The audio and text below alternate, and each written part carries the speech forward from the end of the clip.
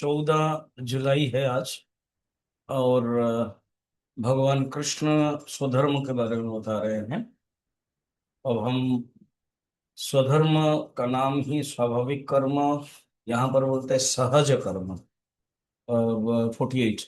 श्री भगवान वाच सहजं कर्म कौन्तेय सदोषमपि न त्यजे सर्वारंभा हि दोषेण भूमेनाग्निरिवावृताः।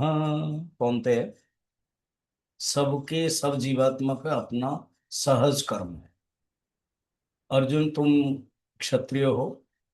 तुम्हारा जो सहज कर्म, सहज माने स्वाभाविक कर्म, जो सहज हम हिंदी में व्यवहार करते हैं, सिंपल, ये सहज काम है, तो बोलते हैं वो स्वाभाविक है कर्म।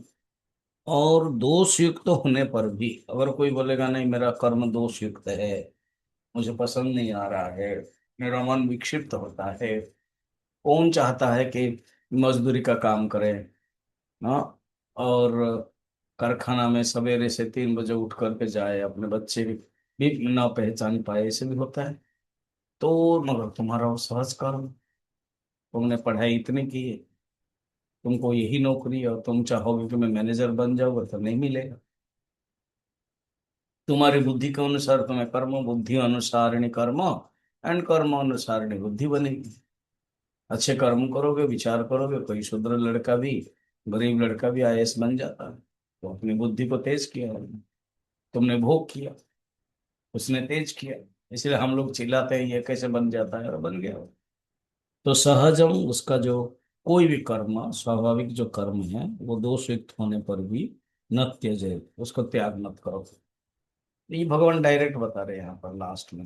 चले, ये तुम्हें त्याग नहीं करना चाहिए। और सुनो, जैसे एग्जाम्पल बता रहे हैं, धुएं से अग्नि आवृत रहती है, इसी प्रकार ये जो गुण है ना, समस्त कर्म, जो कोई भी परधर्म माने स्वधर्म कर्म हो, परधर्म कर्म हो, कुछ भी कर्म हो, सब गुणों से, 3 गुण, सत्वगुण, रजोगुण, तमोगुण, जो इतना सब मैंने बताया, उसी से आवृत रहते हैं। हो अपने कर्म में अगर दोष ही, फिर भी न छोड़ो उसे तुम कभी, सभी कर्म में दोष वैसे ही हो, अग्नि के संग धुआं रहता ज्यों। निज कर्म नियत, निज नियत कर्म सदोष हो, तो भी उचित नहीं त्याग है। सब कर्म दोषों से घिरे, जैसे धुएं से आग है। तो ये बताई गई है, इसलिए तुम इसको त्याग मत करो, तुम करते जाओ, क्योंकि यही नियम है। तो अगर सहज कर्म मत त्याग करो, सहज कर्म छोड़ना नहीं चाहिए, तो क्या कर्मों को अशेषत त्याग फिर असंभव है? प्रश्न होगा। तो उसको त्याग नहीं करना चाहिए। तो इससे सहज कर्मों का त्याग में असंभव बोले, ऐसे नहीं है। जब कामना खत्म हो जाएगी तो ऑटोमेटिक त्याग हो जाएगा।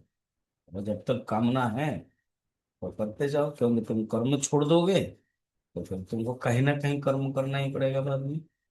इसलिए इस कर्म को तुम छोड़ो मत, कर्म करते रहो। इसके इसी संबंध में शंकराचार्य ने बहुत भाष्य दिया है।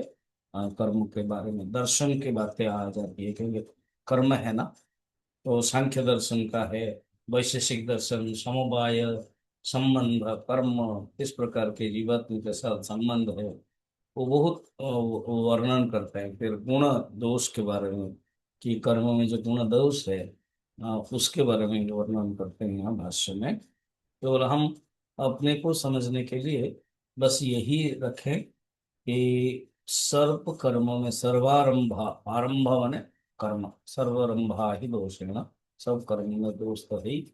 इसलिए तुम उसको मत करो, छोड़ो मत, और कर्म करते रहो, ये भगवान ने बताया।